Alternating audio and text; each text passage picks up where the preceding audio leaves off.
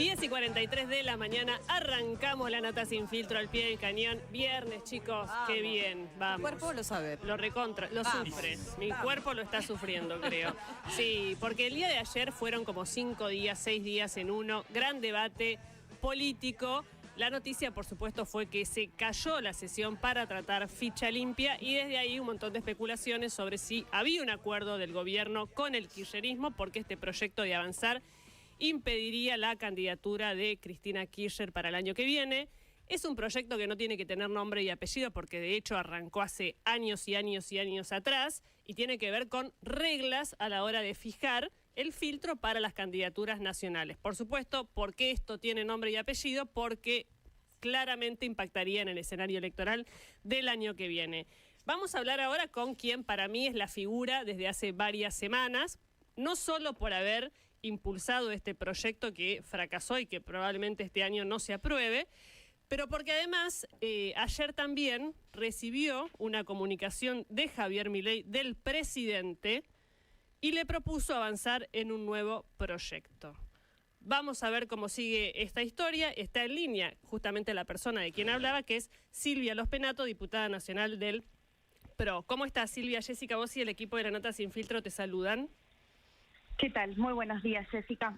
Bueno, la primera pregunta es, ¿cómo fue ayer la comunicación con el presidente? Fue un chat nada más. Fue un chat donde... A ver, te voy a decir una cosa. Sí. Yo voy a confirmar lo que dejó trascender el propio presidente. Me parece que una conversación de un presidente es lo suficientemente importante como para estar dando los detalles. Es un chat simplemente donde me dijo que apoyaba el proyecto de ficha limpia y que quería que trabajáramos en un proyecto juntos. Que, digamos, y me vas a preguntar ahora si le pregunté o le hice algún reproche de por qué no vinieron ayer a dar quórum, y no lo hice, digamos, no me pareció que correspondiera hacer eso ahí, digamos, ¿no?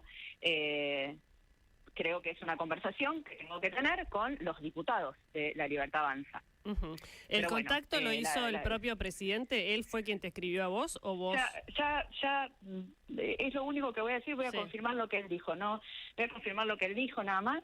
Sí. Porque no tengo más datos, no todo esto que dicen de que si es en extraordinarias, no, de cómo sería el proyecto, no tengo más datos. Simplemente, digamos, la confirmación de que quiere trabajar conmigo, digamos, conmigo, con el PRO, digamos, yo soy un miembro del PRO, este proyecto. Ahora yo voy a esperar a tener una reunión, digamos, con los técnicos antes de ver, digamos, cuál es el tema. Porque el proyecto, Jessica, es un proyecto de un artículo.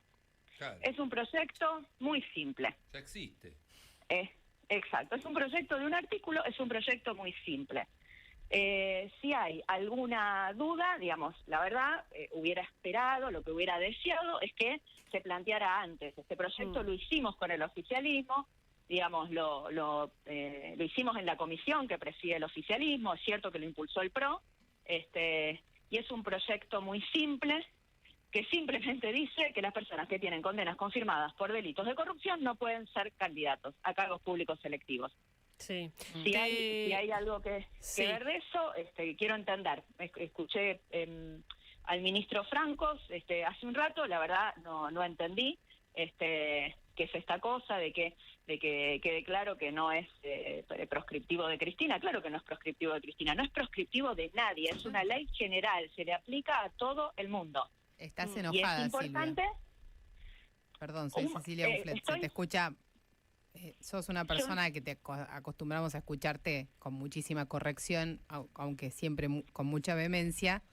Se te escucha o frustrada o enojada. No sé qué palabra le pones vos. Yo te diría que más que frustrada y enojada, yo te diría que estoy un poco dolida y decepcionada. Eso es mi sensación. ¿Por qué?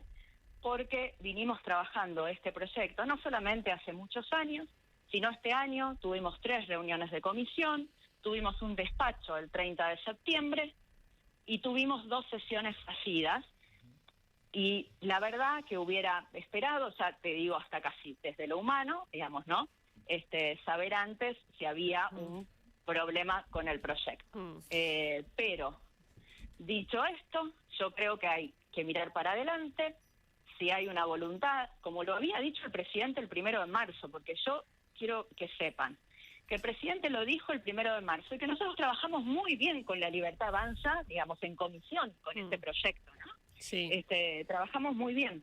Ahora, hay algo que quiero pasar en limpio y es lo siguiente. Este proyecto que bien vos decís, Asamblea Legislativa, 1 de marzo, en el paquete anticasta, Milei lo menciona con todas las letras, de hecho, hasta exactamente como finalmente sale el dictamen que habla de la condena confirmada en segunda instancia. En segunda instancia, exacto. O sea, sale igual porque se discutió. La Libertad Avanza en las reuniones de comisión planteó todas estas dudas, planteó diferencias y fue vehemente a la hora de esto que ahora, este reparo que ahora aparece por parte del gobierno nacional. Es decir, ¿esto vos no lo viste venir? No, para nada. El día anterior ellos me confirmaron, tengo 2 comunicaciones con ellos, que venían 38 diputados, siempre, digamos, el dictamen era sí. Pero quiero decir una cosa. Yo creo que lo importante es que nosotros avancemos con esto. Que quede claro que no es un proyecto proscriptivo de nadie, pero que es un proyecto indispensable para la democracia argentina. No podemos seguir tolerando corruptos impunes que vayan a buscar fueros al Congreso. Silvia. Entonces, el corrupto que vaya a buscar fueros, que se haga cargo de ser corrupto e ir a buscar fueros. No tiene la culpa del proyecto de la ficha limpia. Silvia Gonzalo te saluda. Como te dijo Ceci, se te nota la calentura y la bronca. Me dijeron que tuviste incluso que vomitaste, dijeron ayer, de la bronca que tenías por lo que pasó, que se te vio llorando.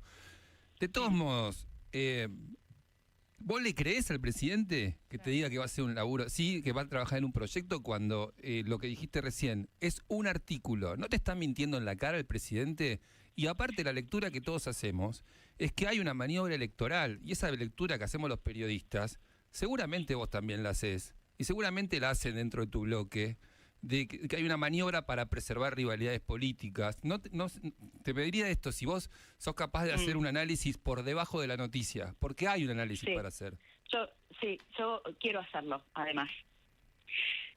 Yo creo que el presidente Milei, que es un presidente que tuvo una gran legitimidad electoral, 56% de los votos, tuvo un 30% que lo eligió en octubre con una agenda, la agenda bien de él, ¿no? La motosierra, digamos, la casta, pone una agenda.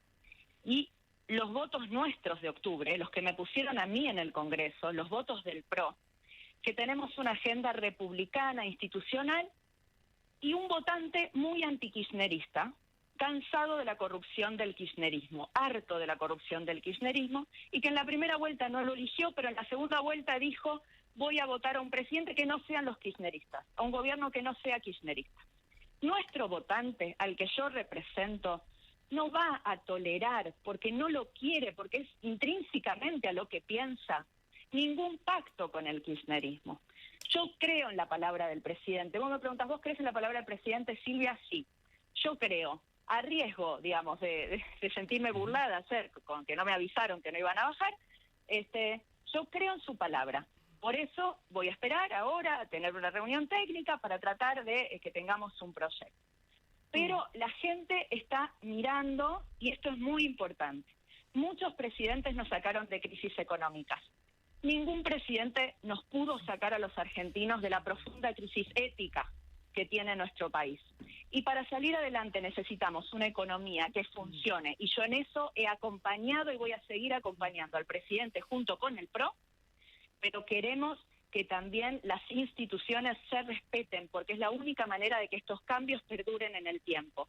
Creemos en eso, el votante PRO que nos puso en estas bancas nos pide que hagamos este trabajo, así que, como lo vine intentando hasta ahora, aunque te digo con un poco menos de entusiasmo, vamos a seguir trabajando para que tengamos una ley de ficha limpia, para que no haya garantía de impunidad. Y la impunidad no solamente se garantiza por la banca, ocupar una banca o no ocupar una banca con fueros. La impunidad también se garantiza en la Argentina a través del sistema judicial. Entonces es muy importante. ¿Qué quiere Cristina? Cristina quiere jueces adictos, quiere una casación que pueda controlar y quiere jueces en la Corte que no le confirmen, le dejen firmes su fallo. En todo eso, todos los ciudadanos vamos a estar vigilantes y todos queremos que al presidente le vaya bien, que haga lo correcto, y yo tengo esperanzas en que lo va a hacer. Este es un presidente que llegó con pocos o ninguno, digamos, ¿no? ¿Qué le debe a los poderes, ¿no? Fácticos de la Argentina? Tiene esa oportunidad, y yo creo que él quiere hacerlo. Entonces, que no, digamos, que ojalá nadie lo convenza de que es necesario pactar, acordar, porque no es necesario. Lo que pasa, Silvia, lo vamos a acompañar para que no sea necesario, para que tenga las reformas económicas. Entró en una etapa de conversación con el kirchnerismo, el gobierno, por la agenda que plantea ahora, que es, bueno, el tema de ficha limpia, quedó clara la posición ayer, más allá de tratar de salvarla ahora, que quiero ver que se apruebe, ¿no?, el proyecto. Ficha limpia. Eliminación de las PASO, que es una conversación porque, o sea, lo están planteando tanto desde el kirchnerismo, peronismo, como desde el gobierno. La designación de los jueces de la Corte. El resto de los pliegos en total son más de 200, porque se dice 150, pero si se suman jueces, fiscales, defensores, son más de 200 que van a mandar para llenar casilleros en la justicia federal. Todas esas conversaciones, todas están llevándose a cabo con el kirchnerismo. Esto vos lo sabés. Es más, te sumo el dato yo no sé si esto definió la votación de ayer o no, o hubo otras cuestiones, la presidencia de Martín Menem al frente de la Cámara de Diputados, algo que se va a votar la semana que viene. La verdad, nosotros lo votamos a Martín Menem, y obviamente que le íbamos a volver a votar como correspondía, ¿no? Porque es el candidato del presidente, y siempre, cuando fuimos Juntos por el Cambio, cuando fuimos el Grupo A, siempre respetamos al candidato del presidente, que es lo que corresponde, además, hacer en una democracia. Así que de eso no tengo dudas. Sobre el resto de las cosas, a mí, en lo personal, no me constan esas conversaciones, pero no importa si constan, quedan en evidencia. Lo mejor que ha hecho el presidente, lo más importante que tiene el presidente es una palabra en que la gente cree, y él lo dijo al principio de revelación. Se ve, digamos, si los diputados se sientan en las bancas y aprobamos la ficha limpia real, digamos, ¿no? La ficha limpia real, nada de sentencia de corte, que eso no es ficha limpia, porque ya con una sentencia de la corte firme no sirve la ficha limpia, porque ya aplica la sentencia, ¿no? Entonces, pero perdón, ¿alguien está planteando eso? No, pero me hicieron algún comentario digamos, yo creo que a veces por ahí, que algo había dicho el ministro de Interior, pero a veces por ahí técnicamente la palabra de algunos sea confirmada, firme, ¿no? Pero para quedar claro que tiene que ser esto. No es un proyecto proscriptivo, no podemos caer en el engaño del kirchnerismo de que es un proyecto para proscribir a Cristina, porque no lo es. Está presentado desde el año 2016, se despachó en septiembre antes de que hubiera una confirmación de condena, que sucedió como podría no haber sucedido, como no ha sucedido nunca, ¿no? Porque la verdad que hasta que hay una confirmación de una condena en la Argentina, pasan, como pasó esta vez, 16 años. Así que no tiene nada que ver con proscribir. Y en los hechos se van a ver las cosas. Yo lo que te puedo decir es dónde vamos a estar nosotros en el PRO. Sí. Nosotros en el PRO vamos a estar en el lugar donde nos pusieron los ciudadanos en octubre, defendiendo las instituciones en todos los sentidos. Y la política anticorrupción es una política que se expresa básicamente, sobre todo en los jueces. Necesitamos jueces probos, necesitamos una justicia que funcione, porque echarle la culpa al Congreso de que no haya ficha limpia o al presidente que no sé qué cosa es injusto. Si hay estos niveles de impunidad en la Argentina es porque hay una justicia que funciona pésimo para juzgar al poder, que no juzga el poder. Ahí el presidente tiene una oportunidad enorme, y claramente no va a ser pactando con Cristina que se va a lograr eso. Por eso yo, como confío en que eso no va a suceder, estaremos vigilantes los ciudadanos, digamos, en esta cuestión republicana en la que creemos, sin ninguna otra cosa. Silvia. Para todo lo demás voy a seguir apoyando, y en estos casos voy a confiar efectivamente en que vamos a hacer lo correcto. Silvia, por supuesto que tenemos que poner el foco central en lo que pasó con los diputados de La Libertad Avanza, y en eso nos hemos concentrado desde ayer, pero también ayer Jessica repasaba, faltaron diputados radicales, faltaron diputados de Encuentro Federal, faltaron los radicales con peluca. Vos tenías un compromiso por escrito, algunos del PRO también, vos tenías nos habías dicho que tenías un compromiso por escrito de todos esos bloques de que iba a estar la gente. ¿Qué te dijeron en los otros bloques? Tenía cada presidente, no cada presidente, sino cada responsable de la ley de ficha limpia, con los que vinimos conversando la ley de ficha limpia, me dijo la cantidad de legisladores que iban a venir de su bancada. Y lo chequeamos hasta el día anterior. Y muchos de estos legisladores no vinieron. Nosotros mismos pusimos el número que creíamos que iban a venir. Sí. No Tortorielo, ¿Qué que está con número un problema tenían en ya lo habíamos total? descartado. ¿Qué número tenían? 131 votos. Porque el gobierno dice que no tenían los votos. El gobierno dice, no importan los 8 nuestros porque no tenían los votos y el PRO nos está operando. Así te lo digo. El PRO nos está operando y después se dicen que son amigos nuestros para echarnos la culpa, pero la culpa es de ellos que no consiguieron los votos. Te lo digo porque es lo que dicen en Casa Rosada. Así con todas las letras. No es así, por suerte, digamos, no es así. Ellos saben que no es así porque todos los bloques saben que no es así. Los bloques también se sorprendieron de que les faltó gente. O sea, ¿y cómo te falta gente, Silvia? Digo, te lo pregunto en tu bloque, ¿cómo falta? Digo, porque en algún punto yo pienso esto, ustedes son trabajadores, son privilegiados pero son trabajadores, tienen que ir a trabajar. Si nosotros nos ponemos de acuerdo aquí en La Nata Sin Filtro para venir el lunes a trabajar, de repente el lunes a las 11 de la mañana no puede ser que la mitad no esté. Che, pero Jessica no había dicho que venía a conducir el programa. No, bueno, no apareció, no pasó nada. Como lo de ustedes tiene un régimen bastante particular, no aparecen y no pasa nada. Pero, ¿cuál es la justificación interna? Porque hay un punto, está claro que lo de la libertad de la avanza es vergonzoso, es contradictorio con lo que dijo Milei en la apertura de sesiones, es contradictorio con lo que dijo Milei en una entrevista que le dio a Cristina Pérez hace meses. Sí, muy notorio. La semana pasada.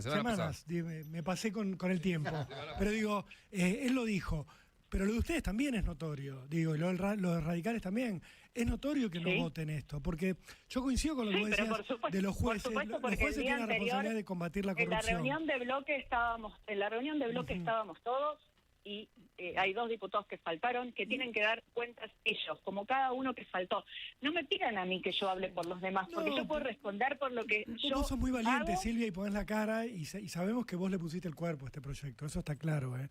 Pero te preguntamos por qué dicen tus compañeros de bancada, porque del kirchnerismo no esperamos nada. El kirchnerismo está lleno de delincuentes y se están autoprotegiendo. Lo mismo pasa con la izquierda. Pero de ustedes, de los radicales, de la Libertad Avanza, sí esperamos otra cosa. Porque el discurso es republicanismo, es lucha contra la corrupción. Entonces, los que votamos a gente de este espacio en algún momento de nuestra vida, esperamos que ustedes actúen en consecuencia. Porque los jueces tienen su rol, pero ustedes también tienen la obligación de que José Alperovich no pueda ser candidato, por ejemplo, que está condenado a 16 años de cárcel por violar. Exacto.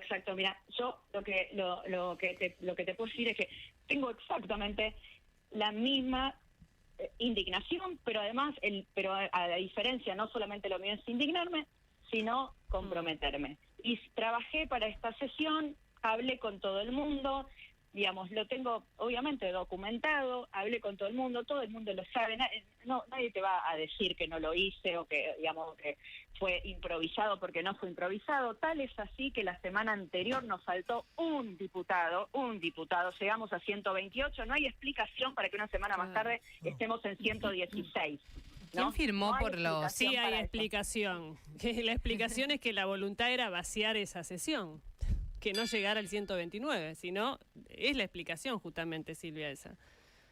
Bueno, si entonces lo que debió suceder, yo ahora ya te lo estoy diciendo desde lo humano para conmigo, me podrían haber avisado, por lo menos. Sí, digamos, ¿no? Porque yo no dije la palabra ayer, me sentí burlada, pero ustedes saben lo que quiso decir. Sí.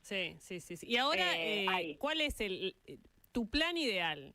¿No? Vos vas a ser central en la conversación de lo que viene porque el gobierno ha manifestado la intención de reflotar este proyecto.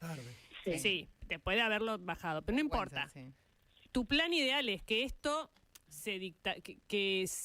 digamos, se haga la sesión en extraordinarias, que esto pase al Senado en extraordinarias, que sea el mismo proyecto, porque esto sino que vuelve a comisión. No entiendo técnicamente cómo se va a encaminar. Es claramente, digamos, esto es una demora muy grande del proyecto, porque ahora el proyecto no necesita volver a comisión porque el proyecto está dictaminado. Hay que poner este dictamen. O sea, no lo van a modificar. ¿Vos querés que no se modifique?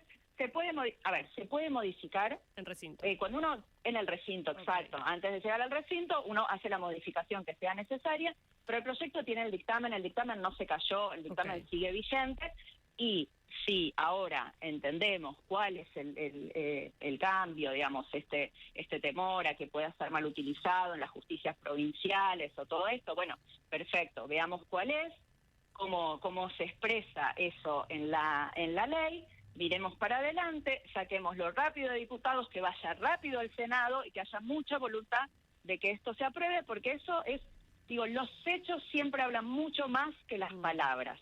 Yo confío en la palabra del presidente, pero me gustaría que esto lo veamos, no a mí, le gustaría a todos los ciudadanos que ayer nos quedamos con un sabor muy amargo de algo que debió suceder y que no sucedió, que era que aprobáramos la media sanción. Y nuevamente repitamos, no nos compremos el verso kirchnerista de que esto es un proyecto proscriptivo de Cristina. No hay ningún proscriptivo de Cristina. Si Cristina y el Unión por la Patria no quiere tener ningún problema con sus candidatos, que no ponga candidatos corruptos con condenas confirmadas por corrupción. Eso lo puede hacer cualquier partido. Que no los ponga el radicalismo, que no los ponga el PRO, que no los ponga la Libertad Avanza, y no hay ningún problema. Este proyecto, ayer salió un fallo dando la constitucionalidad de la ficha limpia en Salta, para que vean. Este proyecto ya está en 6 provincias, ya hubieron 2 tribunales superiores que dieron la constitucionalidad de este proyecto a nivel provincial. Eso es muy importante para todos los kirchneristas que dicen que no sería constitucional, y para que si llegara a la Corte rápidamente resolviera el caso y no lo durmiera 100 años, porque ya hay mucha jurisprudencia nacional sobre la ficha limpia, se ha aplicado en las provincias con mucho éxito. Hay un caso donde un candidato, por ejemplo, del Tribunal Superior de Río Negro, que quiere ser candidato, había sido condenado antes de que sancionara la ley de la ficha limpia en ese municipio, pero claro, la ficha limpia se aplica ¿cuándo? Y cuando se presenta como candidato, y se le aplicó. Para esos que dicen que no se puede aplicar, se aplica en el momento que está sancionada. Entonces, miremos para adelante, pero seguiremos mirando. El PRO está en el lugar donde tiene que estar por los votos que nos dieron nuestros votantes, por el mandato que tenemos. Y no es solo la ficha limpia, es muy importante que no haya ningún tipo de acuerdo con el kirchnerismo. No vale hacer acuerdos con el kirchnerismo, porque los jueces son importantes, la Cámara Federal es importante, la Corte es importante, la Procuración es importante. Ahí se define la verdadera justicia en la Argentina, no solo para los delitos de corrupción, para los narcotraficantes, para los terroristas, para todos, para cualquier, y para los delincuentes comunes. Sí, como ayer Perovich, se cayó el juicio en ausencia. Sí. Pero continúa, no te quiero interrumpir. No, ayer se cayó el juicio en ausencia. En la reunión de labor parlamentaria, el kirchnerismo tampoco quería el juicio en ausencia. Y es más, dijeron, ustedes porque quieren hablar del pacto con Irán. Por supuesto que queremos hablar del pacto con Irán. Claro. Porque esa es otra causa donde Cristina debería ser condenada. Y en este país hay justicia por traición a la patria. ¿Cómo no vamos a querer hablar de...? Pero no es eso el proyecto de juicio en ausencia. Bueno, el juicio en ausencia es para jugar a los terroristas, que Irán no entrega, ¿no? No es para hablar del pacto. Sí. Pero el problema no son los proyectos, el problema es lo que ellos hicieron. Lo que hicieron con la Argentina, lo que hicieron con la memoria de nuestros muertos en ataques terroristas, que fue mancillada con el pacto con Irán. Sí. Eso es lo que los argentinos que votaron al PRO no le perdonan al kirchnerismo. Todas estas cosas, y por eso nosotros no queremos ningún tipo de pacto con el kirchnerismo, de ninguna índole. El presidente tiene el poder para hacer las dos cosas, porque lo vamos a acompañar, la transformación económica y la transformación ética e institucional de la Argentina. El PRO está para esa agenda, lo estuvo siempre, y cuando veamos que no está ahí, lo vamos a decir porque lo hacemos no para enfrentarlos, no para hacerles daño de ninguna manera, más que el apoyo que le ha dado el PRO no le dio ningún otro partido desinteresadamente, y lo hacemos porque creemos que hay que salir adelante. Gracias, Silvia, te agradezco mucho porque sé que fue un día duro ayer, incluso para tu salud, así que gracias por esta comunicación y ojalá que avance, en definitiva, más allá de este traspié, el proyecto. Silvia Lospenato, diputada nacional por el PRO, era importante que hablara porque después de lo que pasó ayer y sobre todo el contacto de Milei, no se sabía efectivamente qué había pasado y qué va a pasar. Para mí, insisto, todavía es un signo de interrogación, seguiría discutiendo 2 horas más, pero estamos pasados. 11:09. Estoy estupefacta después de leer unas declaraciones de Pepe Mujica, expresidente de Uruguay, que las replica están en el portal Infobae, pero son de una agencia de noticias de AFP. Dice Pepe Mujica, abro comillas, esto es textual. La vieja Kirchner... No es la primera vez. No es la primera vez que le dice la vieja. Eso es cariñoso. Lo dijo varias veces. No puede ser cariñoso. No, sí, es cariñoso. Al frente del peronismo jodiendo en lugar de dejar a las nuevas generaciones cómo le cuesta alargar el pastel. Por la verdad no ofendo ni temo. Lo de que le cuesta alargar el pastel es tan obvio. Cierto, es tan cierto. Pero la había llamado terca en algún momento. Sí, Vieja terca. Ahora le está diciendo, ya fue presidenta 2 veces, vicepresidenta, señora. Sí, señora. Ya está, ¿no? Yo quiero el video. Esta vieja es peor el que video el tuerto, había dicho. Eso. Esta vieja es peor que el tuerto. Siempre le dijo 2013. Porque había quedado abierto un micrófono, ¿puede ser? Sí, pero acá es una entrevista. No, acá es una entrevista de FP, lo dice abiertamente. Una agencia internacional, claro. Una entrevista extensa, dice la El nota. otro fue un accidente. Claro. Ponele. Sí. Pero ¿cómo les cuesta alargar el pastel? Dice. Es impresionante. Antes había dicho, esta vieja es peor que el tuerto. En 2013, pero con el micrófono Claro. que ella no sabía que estaba prendido. Claro. Esta es una nota a cámara. Me impacta porque el kirchnerismo lo ama a Mujica. Sí. Ideológicamente, digamos. Les parece un ídolo. Sí, sí. Pero no es Lo recíproco. pone como una Mujica- referencia, claro. Lo Claro. pone como una referencia como si ellos fueran lo mismo. Mujica vive de una manera distinta de la que vive el Rancho. referente del peronismo, ¿no? Ah, Sí. no gana 35 millones. No, tiene, ¿cómo se llama el autito este que Un tiene? Topolino. Fusca. Sí. Polino. Sí, un Volkswagen, celeste. un Beat. Oh, escarabajo. un escarabajo. Un escarabajo, Trabajo. un celestito, está en la Sí. chacra. ¿No es tractor. millonario él? No, No, No. no. viaja en, No, con la función pública, ¿cómo se va a hacer millonario? viaja en avión de Claro. línea. Sí. Un coherente, Bueno, un coherente. Coherente. Mujica realmente En todo con esta sentido. declaración, yo espero la reacción de Cristina Kirchner. Usted dice que le va a Le responder. ha No, no le va a Nunca le responder. respondió. No le va a No le va a contestar a responder, pero Mujica. es espectacular. ¿Cómo le cuesta alargar el pastel? Impresionante. Pensamos, nosotros lo vimos en la tanda y pensamos que era un fake. Sí, dudamos de posta, Sí, posta. pero no. Fue. Finalmente no. Bufflet, los bancos se presentarán en la Corte para defender los créditos UBA. Sí, hay una decisión, hay un fallo en la justicia, en segunda instancia, en la justicia de Misiones, que ordenó modificar las condiciones para un cliente de un crédito UBA, interviniendo ese tipo de créditos, un fallo que llegó a una instancia que no había llegado ninguna de las presentaciones anteriores. Eso le preocupó mucho a los bancos durante los últimos años, digamos, desde que se aceleró la inflación y aparecieron algunas voces críticas de los créditos UBA en adelante. Hubo un par de discusiones en el Congreso para modificar ese régimen y lo que siempre se puso sobre la mesa es el problema es la inflación, no es la regla de actualización. Si rompemos esa regla de nuevo, Argentina no va a tener crédito y de hecho buena parte de la respuesta rápida de la aparición del crédito hipotecario este año tiene que ver con que esa herramienta sigue vigente y había sido validada en la justicia. Bueno, la Cámara de la Construcción, por un lado, y la Asociación de Bancos de la Argentina por el otro, probablemente también lo haga la Asociación de Bancos Nacionales, ADEBA, también se van a presentar en la justicia pidiendo ser amicus curiae para argumentar en defensa de este tipo de créditos ajustados por inflación. Lo que advierten además es que si ese fallo se confirmara, puede quedarse Misiones sin crédito UBA, sin crédito hipotecario básicamente, porque es muy difícil pensar que alguien dé un crédito con una condición de repago si quien lo toma se puede dar vuelta, ir a la justicia, reclamar que le cambien las condiciones, que lo subsidien y la justicia ya ha validado eso y en ese sentido. Así que esa discusión la está mirando un poco todo el sistema financiero, básicamente porque pone en jaque la continuidad de los créditos UBA si judicialmente quedan interpelados. La verdad que hubo mucha discusión acerca de los UBA, lo hemos discutido acá varias veces. Yo soy tenedor, Gonzalo también. Aguante los UBA siempre, vamos a decirlo abiertamente. Básicamente porque, claro, la cuota subió mucho cuando la inflación subió mucho, pero los alquileres subían más que eso. Por lo tanto, quien lo estaba pagando seguía teniendo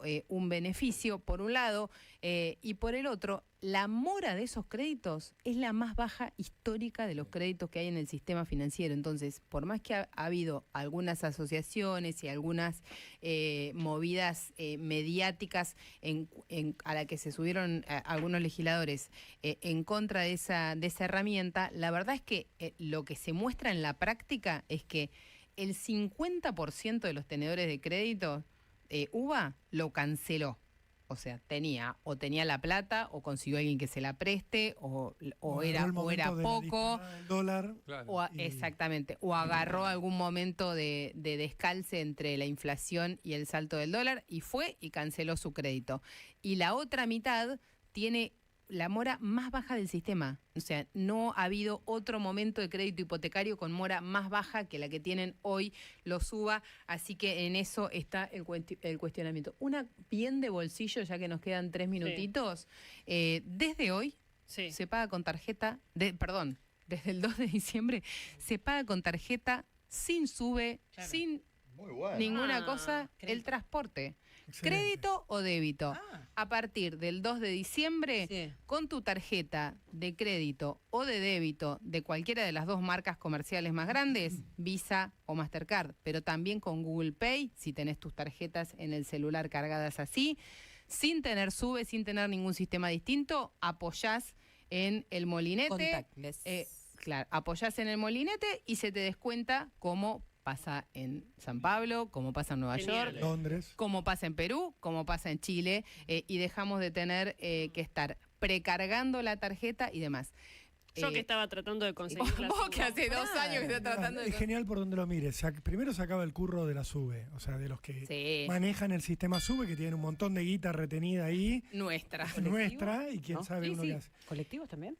En Mendoza ya está implementado, colectivos y subte no están el 100% de las terminales, pero se van a ir cambiando rápidamente. Básicamente los sistemas de tarjetas están atrás de eso para que acelere. Y dos de bolsillo, estén atentos a todas, porque me parece que el transporte es algo que cambió el peso. Y una pregunta para la gente que, porque por ejemplo, en Londres vos pagás un viaje y al siguiente viaje te sale un poquito menos. Siempre que pagues con la misma tarjeta de crédito, se te va reduciendo la tarifa. Acá hay gente que tiene, obviamente, subsidios y beneficios con la SUBE. ¿Qué va a pasar con la tarjeta de crédito? Acá por ahora el pago con la tarjeta es el pago con la tarjeta del servicio pleno, pero se va a implementar el registro por cliente y va a terminar pasando eso mismo, ¿no? Que el beneficio que vos tenías como usuario lo vas a poder capitalizar. Perdóname, pero ¿la SUBE sigue existiendo o no? Sí, la SUBE sigue existiendo. La SUBE sigue existiendo.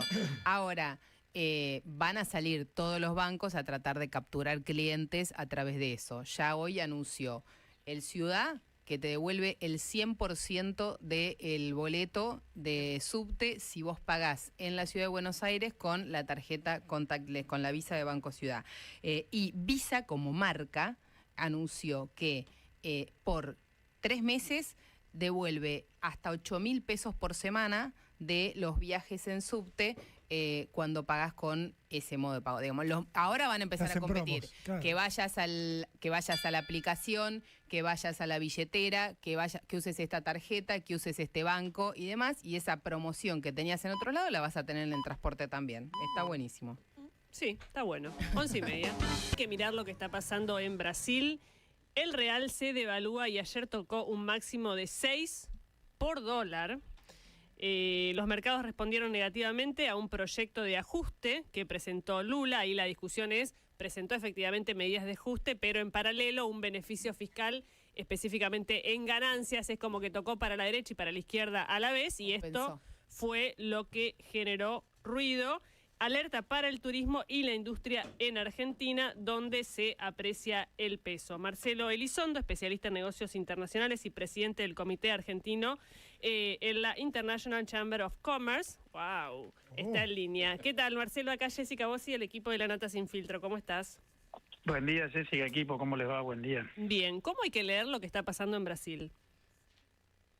Bueno, lo primero que yo diría es que Brasil no está decidiendo una devaluación competitiva, sino que está padeciendo un problema de confianza de los mercados.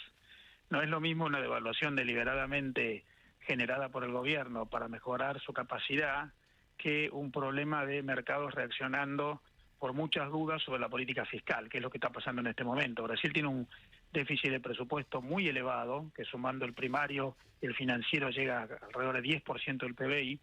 Se esperaba que el gobierno anunciara un programa de reducción de ese déficit y, como mencionabas en la introducción, quedó corto el programa porque tiene algunas medidas para bajar gastos, pero otras para reducir ingresos, sobre todo en términos de modificación de quienes pagan el impuesto a las ganancias, y eso el mercado lo vio como algo que no va a favor de reducir el déficit de presupuesto, y eso creó una salida de capitales y una presión sobre el tipo de cambio. Esa inestabilización no es una buena noticia para Brasil. Luego, sí hay un efecto en la Argentina, claramente, que el dólar haya llegado a 6 reales, hace más caras las exportaciones argentinas hacia Brasil, hace más baratas las importaciones brasileñas hacia la Argentina, es nuestro principal socio comercial. Ahí tenemos una presión y un inconveniente para nosotros, habrá más turistas argentinos en Brasil, habrá menos rentabilidad para los exportadores argentinos. Pero yo no diría que lo que pasa en Brasil es virtuoso. Lo que pasa en Brasil es un problema para Brasil que tiene un impacto en la Argentina. Claro. Marcelo, Cecilia Bufflet te saluda. Hola, Cecilia. En ese escenario está claro, lo que está pasando es que Brasil tiene una crisis, pero ¿qué te preocupa más? ¿El impacto sobre las exportaciones o sobre la competitividad de la Argentina de la devaluación del real, o que Brasil entre en un proceso de recesión y eso arrastre un poco a la economía de toda la región? Bueno, las dos cosas. Brasil venía con una performance bastante aceptable, con un crecimiento del PBI de alrededor del 3%, con una inflación controlada de poco más de 4%, pero con una tasa de interés muy alta, precisamente para controlar la inflación de 11.2%. Esto claramente, la afectación de la confianza va a ralentizar el PBI de Brasil. Entonces, cuando la economía de Brasil crece menos, demanda menos productos argentinos y sobre todo productos industriales. Brasil es el principal destino para las exportaciones industriales argentinas, por lo que una afectación de la confianza y un debilitamiento de la economía brasileña no es una buena noticia. Eso me preocupa. Por supuesto que también me preocupa lo cambiario. Ahora, lo cambiario es un problema en términos coyunturales, mientras la Argentina trata de ir bajando costos en los programas de reforma, de regulación, de baja de impuestos, incluso la estabilización que va permitiendo mayores niveles de eficiencia y de competitividad de las empresas. Así que eso yo te diría que es más coyuntural. Lo otro es más preocupante porque además me parece que hay una pulseada entre el gobierno de Lula y los mercados que no está siendo bien llevado por el gobierno brasileño, y entonces esta tensión entre los mercados y el gobierno, que se traslada, por ejemplo, el intento de cambiar la cúpula del Banco Central en Brasil, que los mercados están viendo mal, eso podría generar hacia adelante una dificultad en el funcionamiento de la economía brasileña que dure un tiempo, y eso sí puede afectar nuestra relación comercial con Brasil. Hace unos días trascendió desde el gobierno nacional que había una intención de Javier Milei de salirse del Mercosur. ¿Qué viabilidad tiene esto? ¿Cuánto ruido le pone la relación? ¿Qué puede implicar esta posición de Argentina en el contexto de estos países vecinos, además de la situación puntual que estábamos hablando de Brasil respecto de su economía? Bueno, ahí se avecina una discusión fuerte entre Argentina y Brasil. Argentina asume la presidencia pro tempore del Mercosur en pocos días y va a plantear adentro del Mercosur algo que ya había planteado el presidente Lacalle Pou desde Uruguay y que en su momento otros presidentes en otros tiempos históricos del Mercosur plantearon, que es la búsqueda de que los países individualmente puedan celebrar acuerdos de libre comercio sin salir del bloque, pero sin acompañar al bloque individualmente. El Mercosur eso hoy no lo permite. El Mercosur es un acuerdo muy rígido que exige que toda decisión sea tomada de manera colectiva, en consenso y unánime. El gobierno argentino está buscando que se lo habilite a firmar acuerdos de libre comercio unilateralmente, o sea, como único socio del bloque, sin esperar el consenso del bloque. Yo creo que ahí vamos a tener la oposición de Brasil. Veremos qué posturas asumen Uruguay y Paraguay. Si Uruguay mantuviera la actual que tiene la calle Pou, con el gobierno nuevo de Yamandu Orsi, acompañaría a la Argentina. Probablemente Paraguay no vería con malos ojos lo que la Argentina propone. Veremos qué es Uruguay con el cambio de gobierno, pero Brasil se va a oponer. Y eso va a generar una discusión fuerte. A mí me parece que el gobierno argentino va con mucha energía y firmeza a pedir esto. Y yo creo que acá hay detrás de esta decisión de la Argentina un problema de fondo más que ideológico. El Mercosur está siendo cada vez menos importante para sus socios. Para Argentina, para Brasil, para Uruguay, es cada vez más importante el comercio con Asia que el comercio con el Mercosur. El Mercosur para la Argentina llegó a ser hace 15 años el 25% de nuestras exportaciones, hoy es poco más del 15%.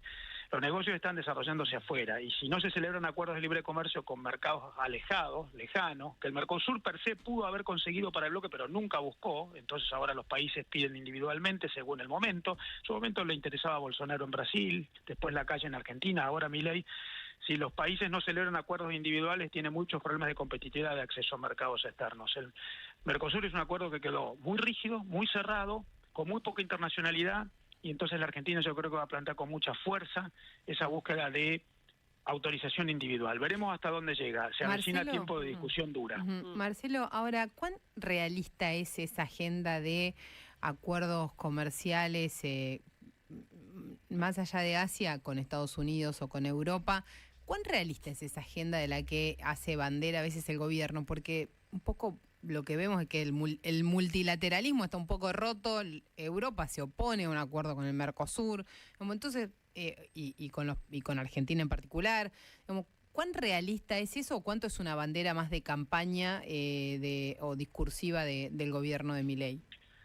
Bueno, yo creo que eso hay que analizarlo según qué caso. Hay muchos países que quieren acuerdos con el Mercosur y que el Mercosur no ha avanzado en la negociación. El Mercosur tiene iniciados acuerdos, Canadá, Japón, Corea del Sur, la India, han iniciado, los expedientes están iniciados, pero el Mercosur los detuvo porque no hay vocación, sobre todo de parte de Brasil. Perfecto. De modo que es cierto que hay algunos casos muy complicados, la Unión Europea por la oposición francesa, pero habría otros mercados que estarían interesados, o de negociar con el Mercosur en su conjunto, cosa que el Mercosur no ha hecho, o si no individualmente. ¿Y cómo ves la situación de Estados Unidos? Quiero decir esto que me parece muy importante. Efectivamente el multilateralismo en el mundo está debilitándose. Entonces lo que está pasando en el mundo es que los países van generando acuerdos bilaterales de libre comercio, selectivos, muy discriminativos, pero eso está pasando en el mundo. Hoy hay 373 acuerdos de libre comercio vigentes entre países que se aliaron entre sí, que discriminan a los que no están ahí adentro. Se han firmado 50 nuevos en el mundo desde la pandemia hasta acá. El mundo va hacia menos universalidad y más celebración de acuerdos bilaterales. Por lo tanto, algunos estarán más difíciles, como en el caso de la Unión Europea. Yo, el caso de Estados Unidos, lo veo complejo porque Trump está anunciando una política comercial más centrada en los Estados Unidos que en planteos de acuerdos con terceros, pero probablemente sí se pueda avanzar en acuerdos con otros mercados. Insisto, hay muchos en agenda del Mercosur, habría otros, el Reino Unido está interesado, seguramente otros asiáticos lo estarían. Así que no me parece mal pensar en acuerdos de libre comercio. Después dependerá cuál es más fácil y cuál es más difícil. Hasta acá, esta discusión sobre el dólar el peso apreciado en Argentina, el dólar barato, ¿cómo le pegó a las exportaciones? Hasta acá no tanto. La verdad es que incluso este año la Argentina con Brasil está teniendo equilibrio comercial. Nosotros el año pasado tuvimos un déficit muy fuerte. Y este año la Argentina, en lo que va del año, le ha exportado unos 12.000 millones de dólares a Brasil y ha importado desde Brasil otros 12.000 millones de dólares, con equilibrio. Es cierto que en esto influye mucho que caen mucho las importaciones por la recesión argentina. Pero en líneas generales, aún con atraso cambiario, las exportaciones argentinas están creciendo. En el último mes de octubre crecieron 30% contra el mismo mes anterior. En lo que va del año están creciendo 17-18%. Se están recuperando porque hay sectores con vocación externa inexorable, el agro, la energía. Así que pese a el atraso cambiario, hay una recuperación de las exportaciones argentinas. Está bien que crecen desde pisos muy bajos del año pasado, pero hay que considerar que no es solo la cuestión del, entre comillas, atraso cambiario. La estabilización y sobre todo la cambiaria es muy importante para el exportador. Un tipo de cambio, entre comillas, competitivo, pero muy inestable, es muy inconveniente. Un tipo de cambio estable y predecible facilita mucho el relacionamiento que siempre es de tracto sucesivo y de mediano y largo de las empresas argentinas con el exterior. Por lo tanto, una de cal y una de arena. Gracias, Marcelo, por la comunicación. Marcelo Elizondo, especialista en negocios internacionales. El INTA se planta ante el intento de desguace que pide el gobierno. Va a haber quilombo. ¿Es motosierra? Va a haber pretende ser motosierra. Es como si fuéramos, hoy pensaba en la mañana, como del Inca al INTA podríamos hacer. Lo que pasa que cada historia es distinta. El otro día vino Carlos Pirovano y contó una historia que salió bien, se supone, ¿no? Según los planes del gobierno. Acá lo que hubo fue una avanzada. Como también pasó, ahora que lo pienso, porque Adorni en su momento también, ¿se acuerdan cuando Adorni dijo vamos a dejar de financiar las películas que tienen un solo espectador? Bueno, acá hace un par de días, el miércoles pasado, Adorni habló de vamos a avanzar con una suerte de desguace de ajuste en el INTA, perdón, ahora no me quiero confundir, en el INTA, el Instituto Nacional de Tecnología Agropecuaria, donde hay 6.450 empleados, donde el gobierno viene pidiendo desde hace un tiempo un ajustazo, una motosierra del 15% del plantel aproximadamente, donde hasta ahora el INTA además está conducido por un consejo directivo y es una entidad autárquica. Por lo tanto, más allá de que el gobierno tenga una pretensión de avanzar con algún tipo de determinación, necesita sí o sí la decisión de ese consejo, que está integrado por gente de las entidades rurales y también de las universidades y también del gobierno. Pero nada se puede hacer, por más voluntad que haya, si el Consejo no dice ok. Y lo que pasó es que Adorni, como les decía, planteó esta situación y también planteó que el gobierno detectó que el INTA tiene unas 116.000 hectáreas de campos sueltos por la Argentina, además de bienes inmuebles, y que la decisión del gobierno, dijo Adorni, era avanzar con la venta de algunos de esos inmuebles y de esos campos. 116.000 hectáreas. Son campos, claro, de experimentación, ¿no? Es enorme. Es mucho, la cantidad. es mucho. Obviamente sí. hay que ver en qué, estaba pensando en el valor, hay que ver también en qué lugares, en qué provincias está, ¿no? La factibilidad y si sirven para algo o no y qué valor tienen, claro. Pero bueno, todo el mundo que viaja por la Argentina ve cada tanto una estación del INTA. Una estación del INTA, sí. Hay muchas que están abandonadas y hubo una movida en el gobierno anterior también para... en lugar de venderlas, para dárselas a cooperativas, movimientos sociales, como se sospechaba ahí del uso político, y hubo una movida fuerte del radicalismo, por ejemplo, de la Fundación Alem para frenar esa intención. Bueno, esa exactamente. Son esas mismas tierras, digamos, que están en discusión que se hace. Info complementaria, correcto, Ceci. Lo que pasó es que el gobierno, como les decía, quiere hacer un ajuste del 15%. Viene hablando con las autoridades del INTA para esto, desde que empieza, digamos, la gestión de Milei, como pasó con el INCA. No quiero confundir, pero lo quiero poner en paralelo porque el INCA salió bien y el INTA se puede complicar. Ahora, se consiguió que 300 empleados se acogieran a un retiro voluntario, que otros 300 se jubilaran. Adorni anunció que 227 empleados no se les iba a renovar el contrato, por lo tanto está cerca del millar ya la gente de que estaría, estamos cerca. Sí, 1.000. De los ¿Cuánto dijiste? 1.400 daría, porque son ¿cuántos tienen total? 6.000. 6.450 empleados tiene el INTA. Es un montón. Es un montón. Yo no sé si, hay que ver, como dicen, si cada uno aporta su valor y labura y cuántos están de más. Pero lo que pasó que generó un conflicto y generó una especie de, no te digo toma del edificio, pero una especie de tensión que hubo que enviar a la policía esta semana, es que la decisión del gobierno de, a través de la Agencia de Administración de Bienes del Estado, la ABE, que es un organismo muy siempre estratégico, que sirve para generar dinero para las arcas fácil, porque se dedica básicamente a ver dónde están los espacios ociosos, los inmuebles ociosos de la administración pública, y ponerlos a la venta a través de remates, de subastas públicas. Se anunció que se iban a empezar a rematar los inmuebles del INTA. Y se puso una fecha de subasta, y acá va a venir un despelote que vamos a ver cómo se resuelve, me parece interesante, que es que se puso una fecha de subasta para el 23 de diciembre para rematar un edificio emblemático del INTA que está en la calle Cerviño, en Barrio Norte, que es donde funciona el INTA en general. Lo que no hizo el gobierno en el momento en que lo anuncia Adorni es reparar en que necesita, como dije recién al principio, que para avanzar con una determinación de este tipo se necesita el aval del Consejo Directivo del INTA. O sea, se supone que va contra la norma y esto implicaría que se puede impugnar el proceso, porque el Consejo Directivo se reunió anteanoche y le dijeron al gobierno en una resolución de la reunión que no van a aceptar nada de lo que están proponiendo, que no van a avanzar de ninguna manera con el ajuste como el gobierno lo pide, con el desguace como el gobierno lo pide, y que tampoco van a avanzar con la venta de ningún inmueble a menos que el gobierno, o sea, es raro porque es interesante porque es un organismo que se le planta a la avanzada de la motosierra, que la motosierra es razonable. Es un organismo que siempre ha defendido su autarquía. Claro, la autarquía, ¿no? Entonces la motosierra es razonable en tanto y en cuanto sea razonable básicamente el plan que se propone. Y entonces le plantearon que no, que lo que quieren en todo caso es que discutamos un plan de modernización del INTA, le dice el Consejo al gobierno. Vengan, se lo dijo Adorni porque Adorni fue el vocero de la movida. Dice, venga el vocero, venga el gobierno con un plan de modernización y eventualmente sí vamos a ver cómo discutimos un INTA naturalmente más moderno y con menos déficit. Pero por lo pronto no vamos a aceptar ninguna determinación, ningún avasallamiento del gobierno que implique empezar a vender nuestros inmuebles porque sí.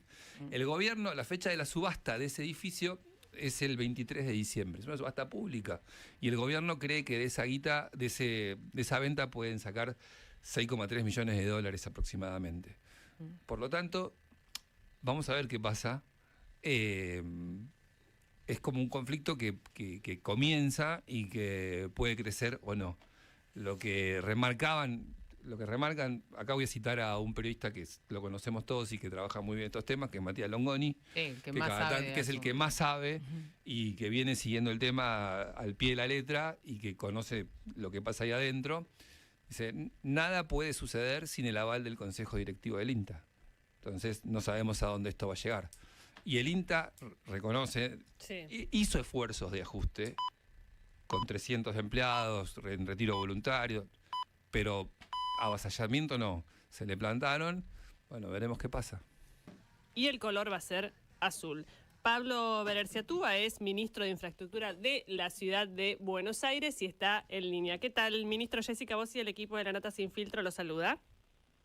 Hola Jessica y equipo, muchas gracias por el saludo. Bien, cuéntenos qué decisión se tomó respecto de los colectivos y por qué. Para comprender la situación, más o menos hace unos 2 meses, la ciudad debió hacerse cargo de los colectivos, especialmente y particularmente de 31 líneas de colectivos, que son las que circulan con inicio y con fin en la ciudad de Buenos Aires. Eso fue una decisión del gobierno nacional. La ciudad ya ha participado del subsidio, con 5% del subsidio, y el gobierno nacional de un día para el otro decidió transferirnos esas líneas de colectivos juntos con el resto del subsidio, ¿no?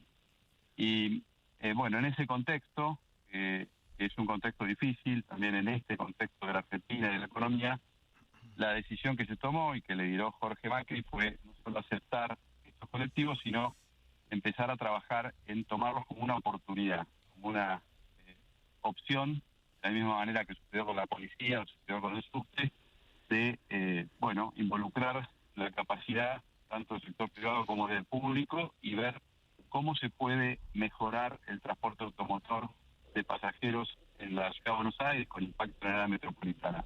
En ese contexto y luego de más o menos 60 días de trabajo, el día antes de ayer hicimos el anuncio con Jorge de un conjunto inicial de medidas que hacen a empezar a mejorar el transporte público con foco directo en los usuarios, en los porteños y en todas las personas que visitan la ciudad. Y esa batería de medidas incluyen básicamente temas que hacen a la seguridad, temas que hacen a la eficiencia y a la equidad y también temas que hacen a la identidad.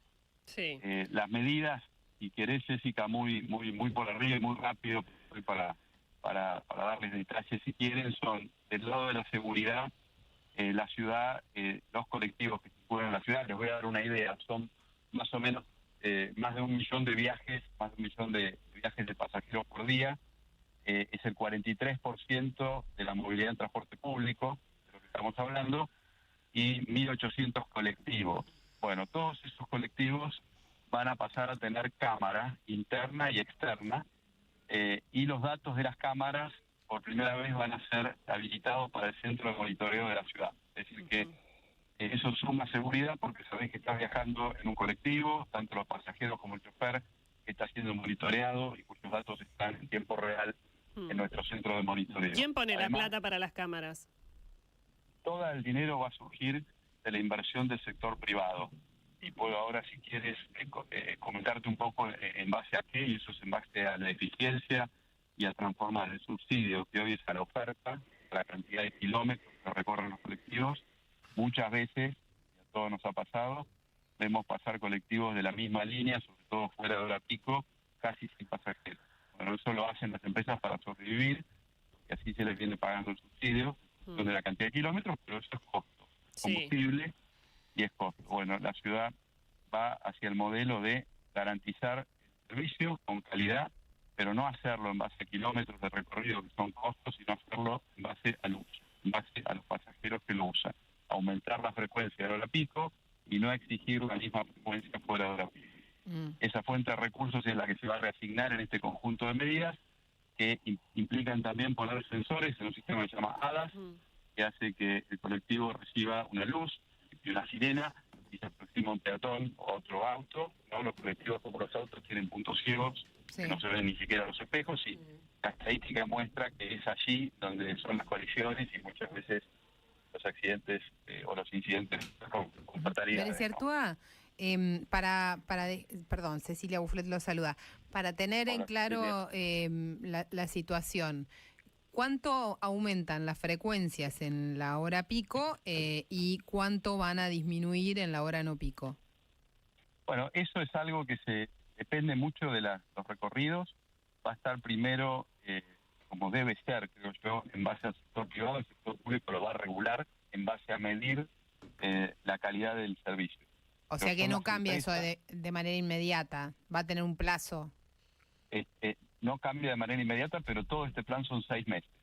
A partir del anuncio, en 6 meses, por ejemplo, otro anuncio de sí, pero vayamos, perdón, pero quiero preguntarle también por el tema de la pregunta inicial, que es el color, que yo tengo mi opinión sobre el tema del color. El color es tremendo esto. El color, ¿por qué decidieron ponerlos todos de un mismo color, siendo que la gente muchas veces los identifica por, no sé, el verde de la 15, el 60, el rojo o azul? O sea, ¿por qué todos un mismo color?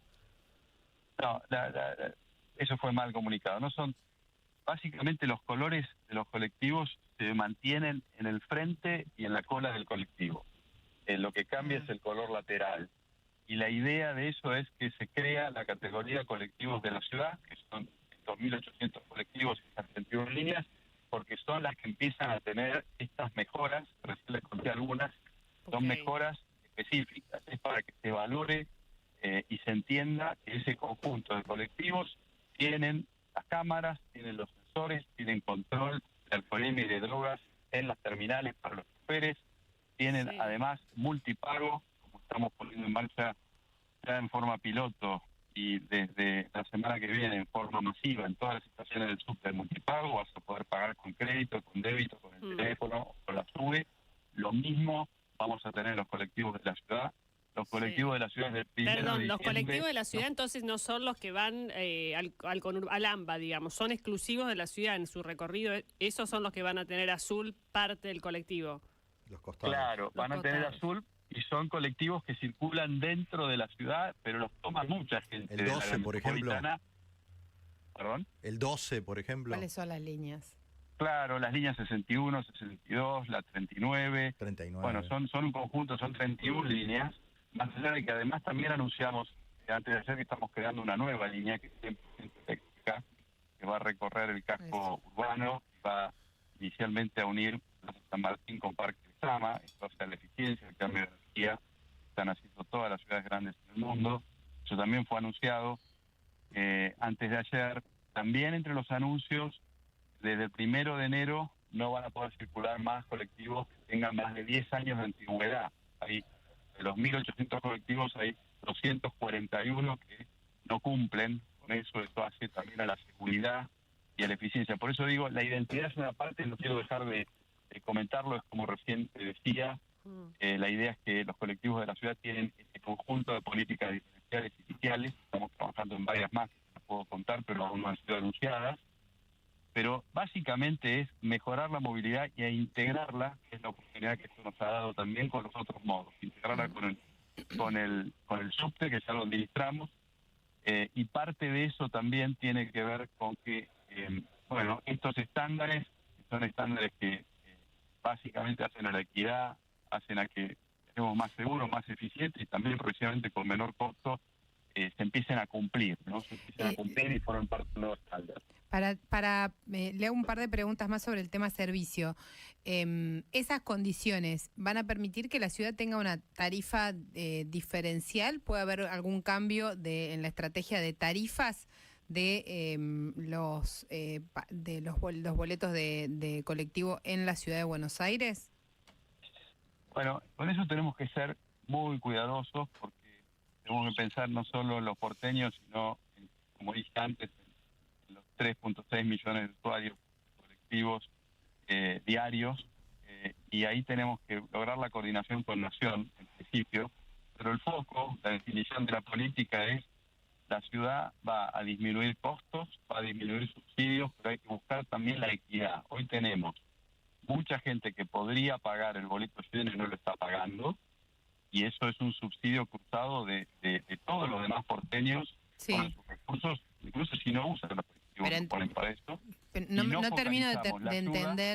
termino de entender si la ciudad va a tener una estrategia de tarifa distinta o no. Sí, la ciudad va a tenerla, pero inicialmente estamos trabajando en la coordinación. Quiero aclararle también que cuando iniciamos esto con el Gobierno Nacional, muy poquito, hace 2 meses, entendimos del Gobierno Nacional que tenía una estrategia de subir la tarifa, como está haciendo en otros servicios públicos. Tiene un decreto firmado por el presidente para poder hacerlo, de hecho, sin audiencia pública, pero no lo ha hecho. Esto lo ha incumplido, entendemos que es porque tiene un impacto en la inflación, y lo comprendemos, pero el atraso de tarifas es un sistema ineficiente de asignar subsidios. La ciudad va a seguir asignando subsidios, pero tienen que ser a la demanda, tienen que ser a los barrios que lo necesitan, tienen que ser a los usuarios que lo necesitan, supongamos jubilados, supongamos gente que vive en barrios que tienen peores accesos. En general tenemos que lograr que, como pasa en cualquier lugar del mundo y como pasaba en Buenos Aires hace años atrás, que supo tener uno de los mejores sistemas de movilidad, bueno, quien puede pagar los servicios los tiene que pagar lo que valen. Y quien no puede tiene que recibir el subsidio. Esa es la política que nosotros queremos. Gracias, ministro, por la comunicación. Pablo Bereciartúa, ministro de Infraestructura de la Ciudad de Buenos Aires, contando lo que se viene en términos de colectivo, atención azul a los costados para diferenciarlos, cámaras y demás. Rolo, María Cash investigan el rol de un empresario y político de Salta. Jessy, lo que nos preguntamos hace mucho tiempo es por qué la investigación de la desaparición de María Cash, ocurrida el 8 de julio de 2011, no avanzó nunca. ¿Cuál es el obstáculo para que los funcionarios judiciales que fueron llevando adelante este expediente pudieran llegar a una respuesta de las más simples? ¿María Cash está viva o está muerta? La atacaron sexualmente y la mataron, la secuestraron y la entregaron a una red de trata, padeció un accidente. Nada de esto fue respondido en los 13 años que pasaron. La experiencia nos marca que siempre que ocurre algo así, que sea esta situación de algo que está muy a la vista y que no se resuelve, es que hay un poder oculto que está digitando, que está moviendo los hilos para que la verdad no se conozca.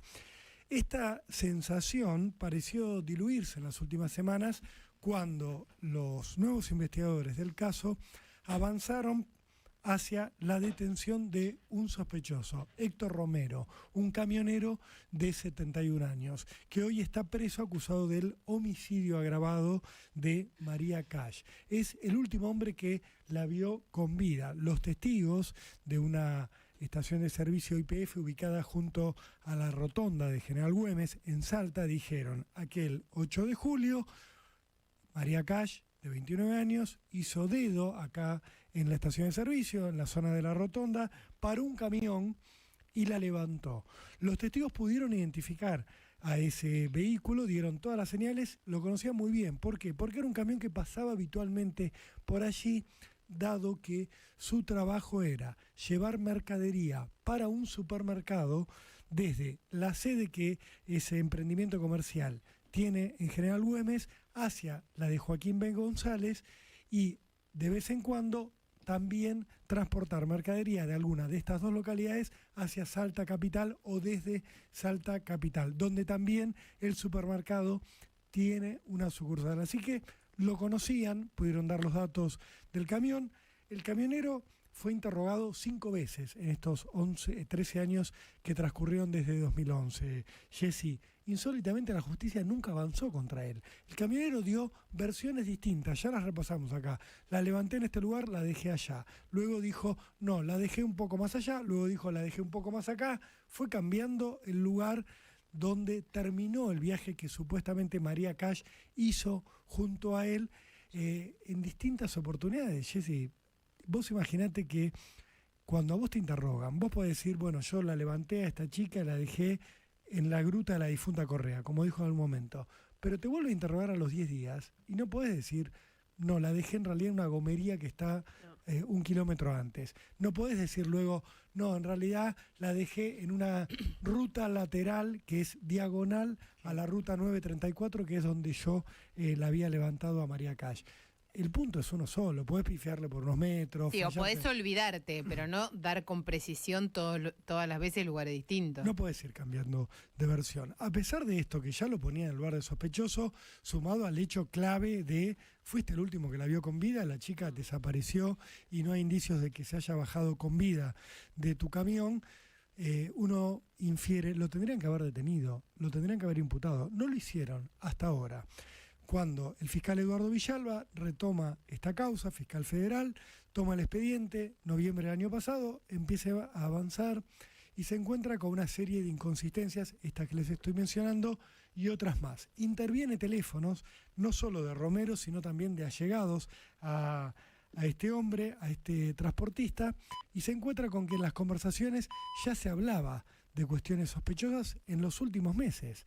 Romero hablaba con el hermano, discutía, el hermano le decía, che, tené cuidado, fíjate, volvé a decir lo mismo que ya habías dicho. Después se habla en una conversación en tono violento, hay una discusión subida de tono entre Romero y su hermano, donde le recrimina al hermano lo que pudo haber hecho, o sea, toda una situación de sospecha. Pero al punto al que quiero llegar, Jessy, es no solo Romero es sospechoso en esta causa, también es sospechoso un abogado, que yo ya he mencionado acá, Héctor Cuellar, que dijo, yo la vi a María Cash caminando por la zona de la gruta de la difunta Correa, cuando le revisan el teléfono celular a este hombre, no estaba ese día, el 8 de julio, en la gruta este hombre, con lo cual mintió cuando dijo que había visto a María Cash. ¿Por qué pudo haber mentido? Vuelvo al punto del comienzo de esta columna. Porque evidentemente había alguien con cierto poder interesado en cubrirlo a Héctor Romero. ¿Quién cree hoy la justicia que puede ser esta persona? Bueno, hablan de un empresario que se llama Miguel Segura. Miguel Segura es el dueño de estos 3 supermercados para los cuales trabajaba Romero, para quien llevaba y traía mercadería. ¿Era alguien poderoso? Bueno, tenía el poder económico de poseer 3 supermercados. Pero además, para el momento de los hechos, Segura era el intendente de General Güemes. Punto número 1. O sea, era un hombre que tenía cierto poder. Hoy sigue involucrado en la política Miguel Segura, y su hijo también. Tiene un hijo que es diputado provincial en Salta. O sea, hay un entramado, diputado provincial del Partido Justicialista. ¿Qué piensan los investigadores? Bueno, a ver qué relación hay entre Segura y el camionero, porque decís, no se va a manchar por su empleado. Pero cuando revisan la relación, es de compadres la relación, así lo definen todos. Compadres es, bueno, se usa mucho en el interior cuando tu amistad es casi familiar. Sí. De hecho, lo que nos cuentan es que Héctor Romero tiene emprendimientos con uno de los hijos de Segura, del dueño de los supermercados. O sea, hay un vínculo de una amistad muy íntima y además vínculos comerciales que pudieron haber llevado a Romero a ser protegido por Miguel Segura. A Miguel Segura también le intervinieron los teléfonos en estos días que pasaron antes de que conociéramos que estaba avanzando la investigación, y también hay diálogos entre Miguel Segura y uno de sus empleados clave, el encargado de uno de los supermercados, el de Joaquín B. González. Su nombre se llama Gustavo Lemos. ¿Por qué es clave? Porque Héctor Romero, después de levantar a María Cash, fue con su camión hacia el supermercado de Joaquín B. González. Los horarios en los que estuvo en ese lugar no coinciden, según la ubicación de su teléfono, con los que declaró Gustavo Lemos. Gustavo Lemos, de alguna manera, estaría tapando que aquel día Romero llegó mucho más tarde de lo que en realidad debería haberlo hecho. O sea, tuvo un delay en su viaje. Un delay que, piensan los investigadores, pudo haber tenido con lo que habría hecho con María Cash. Resultado, en este punto, están imputados por falso testimonio no solo este abogado que dijo haber visto a María Cash en la gruta, sino también Miguel Segura, el dueño de los supermercados, y su empleado Gustavo Lemos, encargado de uno de los locales. Creen que mintieron para encubrirlo a Romero. La motivación está. La pregunta es, ¿pudo haber habido alguna acción que fuera más allá del encubrimiento? ¿Pudo haber alguna complicidad? ¿Pudo, por ejemplo, Segura haber tenido noción de lo que había hecho Romero y haberlo encubierto porque eran amigos, porque eran socios? Bueno, esto tiene que responder ahora la justicia. Está avanzando por esta vía mientras tiene un pedido concreto al fiscal para que se haga un rastrillaje en la zona a donde el camionero Romero podría haber enterrado lamentablemente el cuerpo de María Cash. ¿Qué hacemos hoy? ¿Tartu Fight con esta cortina? Un besito al cielo a Tetamanti, como le decíamos en la época. Ella arrancamos que Tetamanti. Ella se autopercibía así, además. Claro, era Tetamanti, hermoso. Pero ¿cómo nació, digamos, el apodo? Porque bueno, más allá de... Pero sí, tenía obvio, 2 metros de teta, Adriana. Pero le decían... Digo, era un personaje, ya no, sé, tenía chicos. tetas, o sea... Pero no sé si era por un personaje que hizo en algún momento, que llevaba ese apellido y quedó, o bueno, era, sí, era una manera de decirle, porque era tanto cualquiera lo que se tenía. da cuenta. Era tanto lo que tenía que surgió el Tetamanti, y le mandamos un besito al cielo. Y le mandamos un besito también a nuestro amigo Liam Payne, que se conocieron las últimas horas. Escúchate esta. 13 botellas de whisky. 13 gramos de cocaína y 2 gatos. Se fue a lo grande, hermoso Liam Payne, arribísima. No hay que... Sí, a full. Así hay que irse. Bueno. Donde revientan las estrellas. No se droguen. No, bueno, se fue como quería irse. No. Se fue arribísima. Bien, tremendo. Información de último momento, tenemos un minutito. Hoy arranca su serie de shows en el Movistar Arena. ¡Ah, qué lindo! ¿Quién pidió un palco para ir a ver? ¿Quién? Javier Gerardo Milei con Yuyito González. Y nosotros también pedimos. Bueno, pero para... ¿Qué? Para vos no hay. Así que hoy mucha expectativa en el Movistar Arena. Se espera que estén llegando los chicos. Ahí tenemos todo el set y después los vamos a subir. De Calamaro son 28 canciones, 26 hits más o menos, porque de vez en cuando se da. Y por supuesto un homenaje a quién.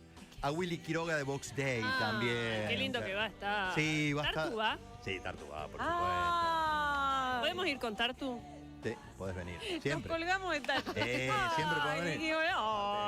Sí, pero claro. Lo de Milei y Yuyito es probable que vaya. No, probable no. Van a ir. No sé exactamente. Qué datazo. No. Pidieron un palco. Viste que el Movistar Arena tiene armado como palcos, ¿no? De distintas marcas. Y una de ellas recibió el pedido de Javier Milei y Yuyito González, que van a estar disfrutando al salmón. 12:50, amigos, ha sido el aporte de Tartu a la confusión. Estreno de cine. Ahora quiero ir a abrazar a Adriana. Bueno, cine. Sí. Empezamos con una película que quedó pendiente de la semana pasada, que es Wicked, perdón. ¿Cómo Wicked? Sí, es la obra magna del mundo woke, sí, que está en cartel ahora. En realidad es una obra de Broadway que tiene 20 años y tiene una historia mucho más grande que la actualidad. Pero llega perfecto esta precuela del Mago de Oz. La historia de la malvada bruja del oeste y la bruja buena. que la bruja buena en la película y en el libro era buena. Y la malvada era malvada. Pero ¿saben qué? No es así. ¿Cómo? La malvada, ¿sí? En realidad antes era buena, pero la hicieron malvada. No sé ni por dónde empezar a decir que no me interesa este tema, pero bueno. Y la buena en realidad era egocéntrica. Era como, ¿saben qué es esto? ¿Vieron la vieja película de secundario norteamericano donde la que es un freak es la buena y la chica, la reina de la promoción es... Las divinas. Claro, exactamente. Y es la mala. Sí. Bueno, llega un poco tarde a eso. La película está dirigida por John M. Chu, que es uno, a mí, modesto a entender, es uno de los directores más horribles que ha generado el cine norteamericano en los últimos años. Es un director que detesto profundamente y tiene la película una estética que realmente es lacerante para la córnea de cualquier ser humano. Detesto todo lo que tiene la película, con su agenda woke, que es secundaria. Básicamente son 2 horas, más de 2 horas y media de película, que es la mitad de la película porque la otra mitad no se estrenó. Lo que quiero decir es, esta historia en particular no daba para tanto. Era mucho más sencillo lo que querían contar. Y por supuesto, el chiste que ha generado, obviamente que condenamos toda forma de racismo y que estemos en contra de lo woke no significa que estemos con los viejos fascistas. Pero generó mucha controversia porque la protagonista es afroamericana y como la bruja es verde, los tonos dan raros. Pero no da que rompan todo. No es romper, si vos haces una buena película, inventás todo de nuevo. Les puedo dar una lista de clásicos de la historia del cine donde se han hecho cambios que uno podría tomarlos como ideológicos, pero como la película es perfecta, no pasa nada. Esta película no es perfecta. Lo único que la salva es que Cynthia Erivo, que es una de las 2 protagonistas, la otra es Ariana Grande, por supuesto, Cynthia Erivo corrió 2 maratones y por eso en lugar de 0 le pongo 1 a la película. No vale. Corrupción. Pero eso no está en la película. No está en la película. Corrupción. Bien, sí, corrupto. Ficha limpia para García. La supra mafia runner, como ya hemos sabido, le mando un abrazo a un amigo mío sindicalista. Dios. Corrupción. Ay, Dios, García, usted está sucio. Bien, Alemania. En Alemania, Beckenbauer, en Brasil el Rey Pelé, y aquí en Argentina, Maradona y Zubale. Perdón, hoy estoy intensamente, el cerebro empezó a abrir puertas y puede salir cualquier cosa. Alemania es una película argentina que cuenta la historia de Lola, una adolescente de 16 años que tiene que dar todas las materias que tiene previas para que le permitan hacer un viaje de intercambio estudiantil a Alemania. El problema es que tiene problemas familiares, tiene una hermana mayor que tiene algunos problemas, los padres tienen también problemas económicos, y es un coming age, como dicen los norteamericanos, un paso a la adultez de una chica que nada, simplemente tiene un sueño, tiene ambiciones, le gusta un chico, tiene amigas y tiene una familia súper problemática.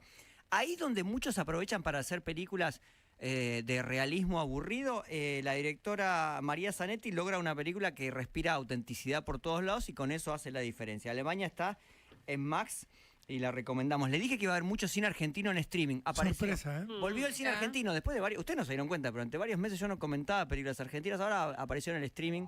Sí. Ya arrelamos ahí. Ensobrado. Sí. No, y ya Claro. no, porque ahora pasamos a la motosierra Linca y ahora lo que quedó es lo bueno. Es una columna escandalosa. Escandalosa. Principio de revelación. Bien, ¿cuál sigue? Transmitzvah. De Daniel Burman. Daniel Burman es experto en costumbrismo judío del 11, ¿no? Esperando al Mesías, el abrazo partido, derecho de familia. Realmente películas que son muy buenas, que es lo que mejor le sale a este director. Espero que nos esté escuchando Daniel Burman. Este director veterano ya.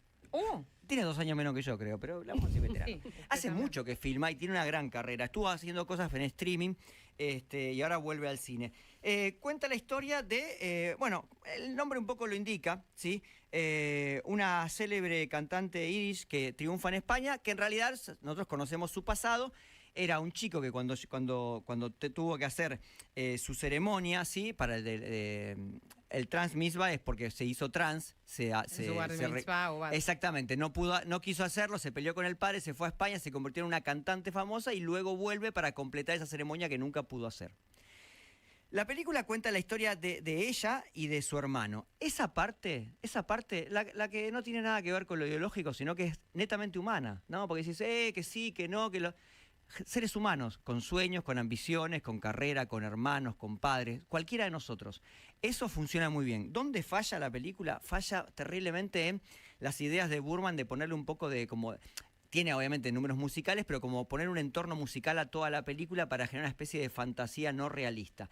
El costumbrismo le sale mejor que esta especie de fantasía. Me hace acordar por momentos a la peor película de Burman, que es Todas las azafatas van al cielo, ¿sí? Que era muy mala, lo puedo decir, ya pasó el tiempo. Y está a mitad de camino. O sea que ni buena ni mala, justo exactamente en mitad de camino, pero bueno, eso está en Netflix. No convence. Mi yo del futuro. Mi yo del futuro. Bueno, la traducción... My Old Ass es buenísima, Sí, buenísima. es mucho mejor. Sí, es mucho. Se estrenó hace poco y llegó muy rápido, se estrenó poco en la abuela patria, y ya llegó a Prime Video. Cuenta la historia de una adolescente que cumple 18 años y decide ir de campamento con su amiga y se clava unos hongos alucinógenos y en la alucinación se encuentra con ella misma de 39 años. Justo. Que la interpreta Aubrey Plaza, a quien amamos más de lo que corresponde. Y ella le dice, bueno, como es la del futuro, tiene que decirle, bueno, le cuenta todo lo que le puede contar. Y el único consejo que le da es que no se enamore de alguien que se llama Chad. Y ese es el único consejo que le da. No le explica por qué y dice que no se enamore. La chica no entiende porque no conoce ningún Chad. Acto seguido conoce un Chad. Y ella sabe que su yo del futuro le dice que por ningún motivo se enamore. Obviamente que se enamora. Obvio. Y ahí genera el conflicto.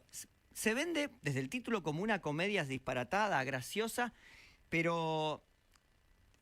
se guarda un as en la manga de una melancolía terrible. No. Es un poco didáctica al final, tirando a excesivamente didáctica al final, pero funciona muy bien esta vuelta de tuerca que tiene. Mi yo del futuro está en Prime Video. Bien, la vemos. Gary. Sí.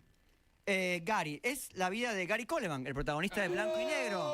¿Qué estás hablando? ¿De qué estás hablando, Willis? Me voy a poner a llorar, porque justamente trata de eso, de tanta alegría automática que produce su nombre y lo desastrosa que fue su vida. Ya saben que él tenía un problema de crecimiento. ¿Está entre nosotros? No, murió hace varios años. ¿Sabe dónde murió Gary Coleman? Fue de gira. ¿Sabe dónde murió? ¿Dónde? En Provo, Utah. Mirá. ¿Puedes creer? Sí. Larga la historia, pero bueno. ¿Quién pudiera, totalmente? ¿Quién pudiera? No a los 42 años, ¿no? Un poquito después. Ya no puedo morir. Igual a los 42 no te va a pasar. Bueno, cuenta, y lo que tiene de raro este documental, que está en Max, es lo siguiente. Aparecen todos los que le arruinaron la vida, hablando, ¿entendés? Aparece la última esposa de él, que fue un desastre. Y cuando aparece te das cuenta que es, me casé con una mala persona, Y ahí, bueno, agarrate. Los padres que lo estafaron, por supuesto. ¿Se acuerdan, no? La estafa que le sacaron toda la plata que tenía. No de guardia de guardia de seguridad. El tema... ¿Cómo te acordás eso? Sí, porque fue famoso eso. Me rompió el corazón. Perdón, me falta una película. Sí, dale. No, seguí. Sí, ¿Te falta una película? Vamos. Dale, que te falta una película. No, le decía entonces. Quiero decir, es trágico el hecho de que de que estás hablando Willis, que era la frase que él odiaba, porque se entienden que él no tenía un mango para comer y todo el mundo, todo el tiempo la gente le decía que repita la frase y ya estaba. Es todo lo trágico que es ser una mega estrella, porque seguís teniendo los defectos de una estrella y ninguna de las virtudes. Gary está en Max, obviamente que es súper melancólica también y es triste, pero está buena, es buena la historia y aparte hay un montón de imágenes de Provo Utah, esa gratis. Bueno, la práctica. Martín Rechman es uno de los máximos autores que tiene el cine argentino. Y cuando digo autor me refiero a que la originalidad de él es indiscutible y casi insuperable, está entre los más originales de todos. El cine argentino tiene la costumbre de, yo les digo siempre a los cineastas argentinos, no me escuchan, algunos escuchan Mitre, que es o haces una película clásica, directa, sencilla, que va para adelante, o sos un genio. Pero si no sos un genio, no te hagas el loco. El único que Eso es en la vida el único que en la vida, el que califica de genio y puede seguir haciendo lo que quiere es Martín Rechman, el director de Los Guantes Mágicos, de Silvia Prieto, de Rapado. Esta es la historia de una pareja, ambos profesores de yoga, él es argentino, ella es chilena, se separan, eso es anecdótico. A partir de ahí, Rechman, ¿qué hace? Con pocos personajes, con diálogos muy absurdos, con actuaciones muy distanciadas, básicamente reflexiona sobre todo, sobre la separación, sobre la vida, sobre los retrocesos, sobre las heridas. Todo esto con un humor absurdo, disparatado, que solo le corresponde a Rechman. No lo imiten, chicos, no lo imiten.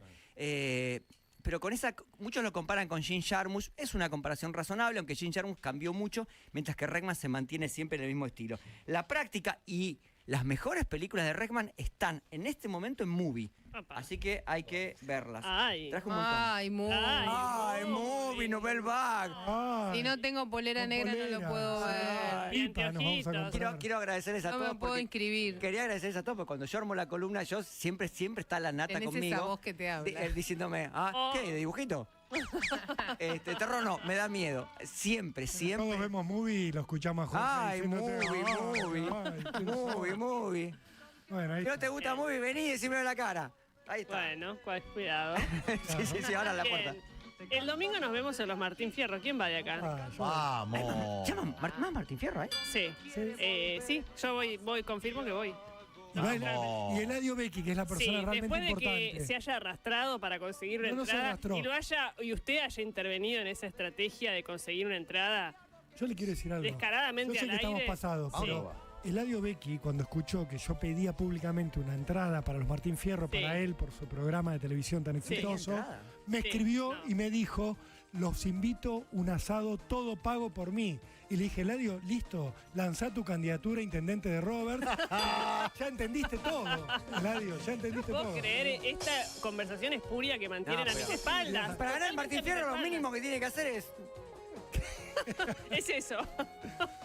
Vamos Eladio el domingo. Cortame el Ventura, micrófono, no puedo hablar. intachable la conducción Ventura. El pibe Tartu es miembro de APTRA. Esto Dale. demuestra Ah, cierto, la cierto. transparencia de todo. Ficha limpia se acaban los Martín Fierro, Te digo ya mismo, De vez en cuando, es sorteo, de vez en cuando me toca. Sube al escenario. ¿Hay ficha limpia en APRA?